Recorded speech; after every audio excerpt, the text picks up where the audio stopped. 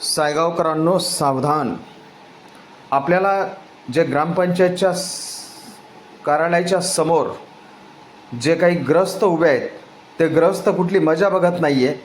तर गेल्या 2-3 दिवसापासनं आपला जो सायगाव येथील रोकडोबा जो पार आहेत आणि त्या पारावरती ध्वजस्तंभ आहेत आणि त्या ध्वजस्तंभाच्या बाजूला जे साखळीचं कंपाऊंड केलेलं आहे त्या कंपाऊंडमध्ये अक्षरशः करंट आहेत. करंट बघू शकता, तो लाईट कसा दिसतोय.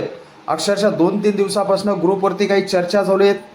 त्या ठिकाणी गांभीर्याने जर बघितलं तर तिथं MSEBीचा एक पोल आहे आणि एक स्ट्रीट लाईटचा पोल आहे.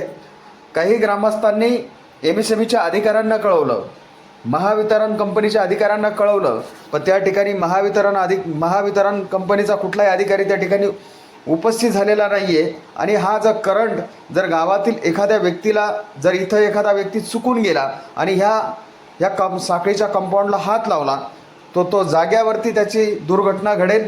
आम्ही असं ऐकलेलं आहे 2 दिवसापूर्वी का इथं एक बकरी बांधलेली होती आणि त्या बकरीला सुद्धा शॉक लागलेला होता.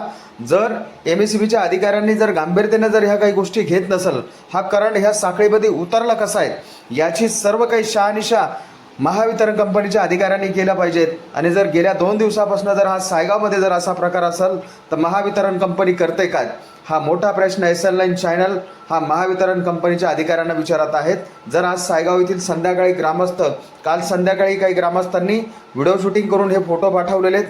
आत्ताही काही ग्रामस्थांनी तिथले शूटिंग करून व्हिडिओ पाठवलेले आहेत अक्षरशः. आणि आपण त्या साखळीमध्ये बघू शकतात मोठ्या प्रमाणात करंट आहेत. सायगावकरांनो